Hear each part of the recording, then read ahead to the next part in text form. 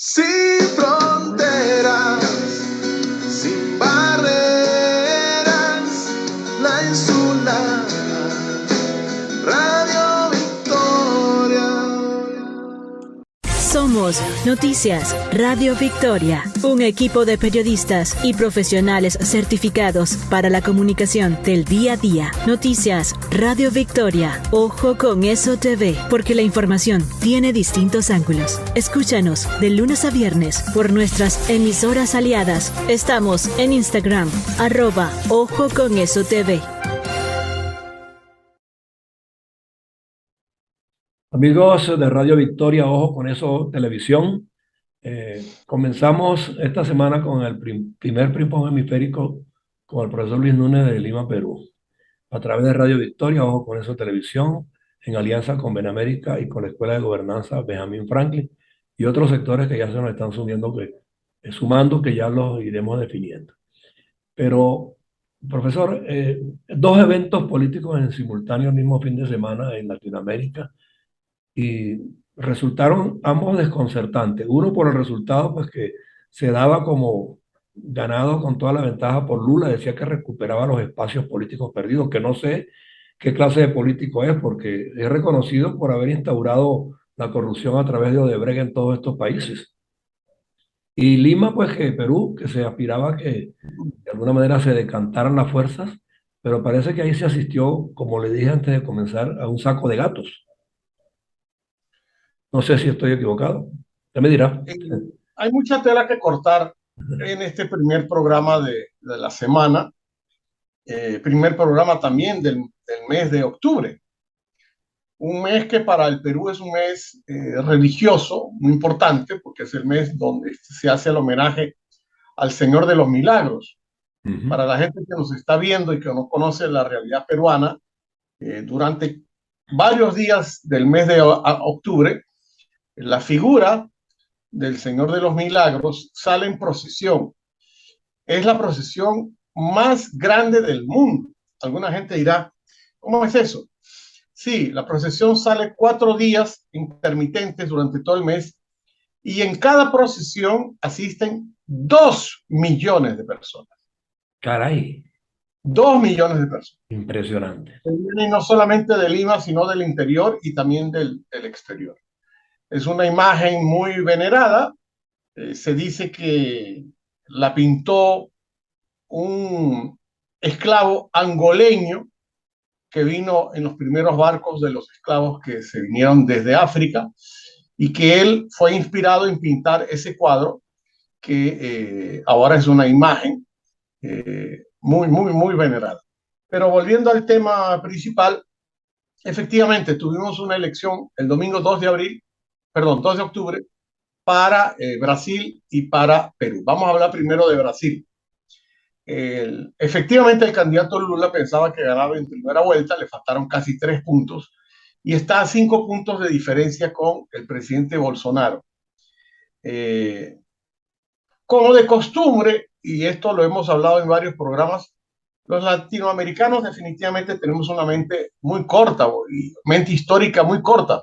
¿Cómo es posible que este señor que nos sembró a Odebrecht por todo el continente esté encabezando las preferencias electorales ahora para una segunda vuelta el domingo 30 de octubre?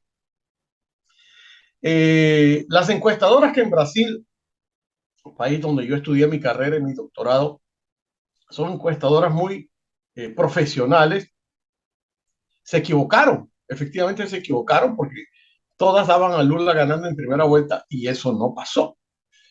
Y eso indica que también Bolsonaro ha manejado muy bien su estrategia de presentarse como el patriota, el candidato patriota frente a la debacle de la corrupción y de la violencia que representa el Foro de Sao Paulo. Los electores brasileños tienen ahora 3 semanas por delante para tomar una decisión. El mapa electoral en la primera vuelta es muy interesante porque a pesar que Lula ha llegado al 48%, en el Congreso, me refiero a la Cámara de Senadores y a la Cámara de Representantes o Diputados, ha ganado el presidente Bolsonaro por los próximos años. Así que si Lula gana la elección y cree que va a tener una especie de patente de corso para hacer lo que le dé la gana, va a tener un Congreso en contra que lo va a fiscalizar y lo va a controlar. Uno se pregunta, bueno, ¿y quién está en la mitad de ese sándwich? Bueno, la mayoría del pueblo brasileño, un pueblo muy azotado por la pandemia y por la pobreza. Ese eslogan de campaña de Lula, no más pobres en un país rico, que luego lo utilizó Pedro Castillo en el Perú, es una falacia, porque siguen habiendo millones de pobres en el Perú, sobre todo en el sector nordeste. Pero ciudades como Río de Janeiro y como Sao Paulo, bastiones electorales muy importantes, le dieron su preferencia al presidente Bolsonaro. Vamos a ver cómo se manejan las estrategias en estas 3 semanas. Yo me imagino que Bolsonaro va a apelar a una estrategia que se llama el miedo, que es sembrar miedo de que si vuelve Lula, vuelve la corrupción y toda la conchupancia con los empresarios del PT que hicieron fortunas y que hicieron del propio Lula, su familia y sus amigos, personajes con muchísimo, muchísimo dinero Ahora, hoy aquí en día. hay que preguntarse, profesor, en el interín de aquí a la segunda vuelta, esos otros grupos que se preservaron ese 4 o 5%, ¿dónde se les puede ubicar? ¿Qué Así es. tendencia pudieran adoptar? O sea, La ¿son gran, conservadores? ¿Son liberales? ¿Qué son? claro, la gran discusión si hay capacidad para endosar los votos, principalmente del candidato que quedó en tercer lugar, que es Ciro Gómez, que es un hombre de centro progresista que ha sido funcionario del gobierno de Lula, pero también tiene simpatías con Bolsonaro. Habrá que ver si ese 5% tiene una capacidad de ser endosado a otro candidato, que es una discusión que tenemos en toda América Latina frente a los llamados influencers, ¿no? Sin embargo, de parte del presidente Bolsonaro, hay unas fuerzas muy poderosas que son las fuerzas religiosas. Bolsonaro es un hombre que se maneja muy bien con la iglesia católica, la iglesia evangélica y otros digamos, sentimientos religiosos que en el caso brasileño son muy poderosos. Así que la receta está abierta para cualquiera de los dos. Vamos a ver qué sucede. Pero entonces entremos al tema peruano, a pesar que yo tengo algunos otros temas para conversar con ustedes. Ajá. El tema peruano, esta elección, más allá de que pueda resultar aburrido que yo haga una gran explicación de quién ganó y quién perdió, pero en el fondo se convirtió en un referéndum, en un plebiscito, porque el candidato a Lima Metropolitana, el otro día, el jueves yo comentaba, Lima Metropolitana tiene 1/3 del Perú en votantes, significa que tiene 8 millones de votantes. De los 10 que viven en Lima, casi 11, 8 millones son votantes hábiles. Y esos votantes hábiles decidieron votar y hacer ganar a un candidato de la oposición, a un señor que no quiere ver ni en pintura al presidente Pedro Castillo. Así que la elección, más que una elección metropolitana, se convirtió en una especie de plebiscito donde el gobierno fue barrido, no solamente en los distritos de la capital, sino en el 99.8% del país. O sea que el presidente Castillo acaba de recibir su primera puñalada de opinión pública, el que tanto habla del pueblo, del pueblo y del pueblo. Bueno, un 99.8% del pueblo le dijo, señor, usted no sirve para nada. Y Entonces, ahora, sí ha habido una acertada percepción en el pueblo de que el individuo debe estar implicado en los delitos de los que se le está acusando. Y la justicia así es, entonces deberá seguir su marcha y corresponderle a ese pueblo que está diciendo, no estamos con él, lo que queremos es que el país funcione institucionalmente como corresponde. así es. ¿Cómo será de grave la situación que el presidente, en un arrojo de populismo, como de costumbre, el domingo, después de votar, dijo, bueno, a los ganadores los voy a citar a Palacio la semana que viene, cuando ya tengamos los resultados oficiales para hacer un gran acuerdo nacional. Él sigue Lloriqueo, un hablando como pequeño lloriqueo. el típico lloriqueo. Ya el candidato que ayer ganó la elección porque los perdedores reconocieron, ha dicho, yo no me siento a la mesa con corruptos. Así Excelente. que va de frente, da la cara, Ujú. y lo que vamos a tener ahora en el próximo día son estas situaciones, aunado a lo que yo comenté el jueves pasado, que es la fiscal de la Nación, ya está lista para presentar las 6 carpetas fiscales ante el Congreso, porque no es lo mismo un foro político en el Congreso que pedía la vacancia del presidente como un foro judicial donde hubo que Con la acumularlas. prueba en la mano, sí. Se dice que entre las 6 carpetas fiscales hay 500.000 de folios. Imagínense las montañas de papel que significa esa acusación, donde por supuesto no hay dudas sino pruebas. En el interior del país, la elección fue más bien dada a movimientos regionales que partidos políticos, pero como yo, que soy estudioso de la política peruana, digo, los movimientos regionales que se crean al desprestigio, a la sombra de los partidos políticos, son en el fondo mini partidos políticos, o Sí, sea, más de lo mismo, más de nada lo nuevo bajo. sí. Dicho esto, este fin de semana, realmente mañana, pasado y viernes, se va a realizar la Asamblea General de la OEA en Lima, Exactamente. Perú. Ya llegó el canciller, perdón, el secretario general Almagro. Ayer instalaron la cumbre de los jóvenes, que son reuniones paralelas que se hacen. Yo creo que este gobierno utilizó esta fecha de poselección para tratar de limpiar un poco la imagen, la cara del presidente en materia de eh, rostro internacional, pero no lo va a conseguir porque los que estén llegando aquí se van a dar cuenta que el partido de gobierno fue derrotado olímpicamente y eso no se va a poder esconder. Y para la población peruana, los temas que van a tratar en la OEA no les son importantes porque no tienen nada que ver con la realidad Salvo peruana. de la migración, que de alguna manera pues habrá que hacer algunos pronunciamientos específicos. Ojalá, Sí. ojalá tengamos Ojalá. una, porque estos cancilleres rojos siempre tratan de echarle tierrita debajo de la alfombra. No puedo dejar de mencionar que Nicaragua sigue quitándose la careta. Cualquier opinión que no sea afín al gobierno inmediatamente significa adversidad, enemigo. El presidente de Nicaragua, Daniel Ortega, ha tenido la osadía de expulsar a la embajadora holandesa y a la representante de la Unión Europea en Nicaragua. Y a la de Estados Eh, Unidos y a la embajadora de Estados Unidos también. ya estaba fuera, ¿sí? Sí. Entonces, Nicaragua se va aislando. Y yo voy a decir algo que puede resultar antipatiquísimo, pero yo creo que por la suma de factores que están atravesando los nicaragüenses, de un estricto control político, férreo control político, yo creo que eso no tiene otra solución que una invasión.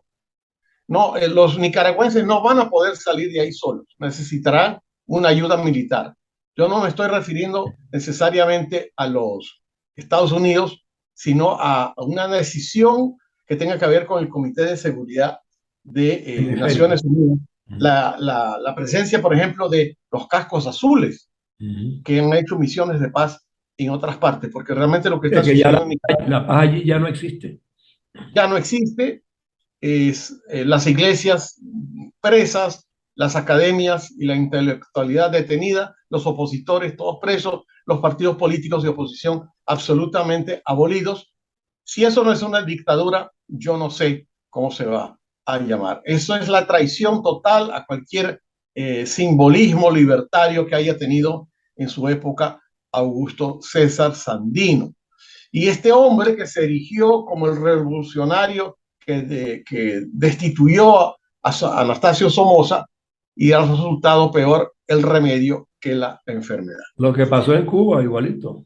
Lo que pasó en Cuba con Fulgencio Batista. Y van Y 60 otro años. comentario que no podemos dejar de mencionar, que a mí me causa profunda decepción, es esta negociación entre los Estados Unidos y el presidente Maduro de este intercambio de prisioneros. O Sí. sea, yo entiendo que Estados Unidos quiere preservar la vida de sus connacionales, tenía 7 personas muy importantes detenidas, pero cambiar esos 7 detenidos para darle liberación a estos 2 zampones No, de siento la familia un precedente presidencial. demasiado riesgoso porque ahora cualquier sátrapa va a retener al norteamericano o al que le dé la gana para negociar la liberación de los suyos donde quiera que estén. Este O es sea, el típico, ese es el típico proceder de una mafia. Cuando tú negocias con la mafia, te fregaste para toda la vida, porque siempre te van a pedir lo mismo y van exacto. a seguir negociando. No olvidemos con qué estamos negociando y con quién. O sea, estos narcotraficantes que fueron atrapados en una avioneta en Haití van a regresar a Venezuela eh, No saben hacer libres, otra cosa, no saben hacer otra cosa. no Y van sabemos. a regresar a Venezuela libres y seguramente serán recibidos en Palacio Miraflores como los grandes héroes de la democracia. Algo absolutamente terrible. Y terminamos para que usted me pueda ilustrar sobre el particular, sobre una noticia que supimos acá en el Perú el día de ayer, que es que en sus acostumbradas ruedas de prensa madrugadoras del presidente Andrés Manuel López Obrador, un periodista decidió hacerle la pregunta complicada que era, se dice en los pasillos Está que enfermo. usted está mal de salud. ¿Y usted qué contesta? Y el presidente dijo, efectivamente mi salud está muy requebrajada, yo soy una persona mayor, pero por lo menos no soy vicioso, no bebo trago.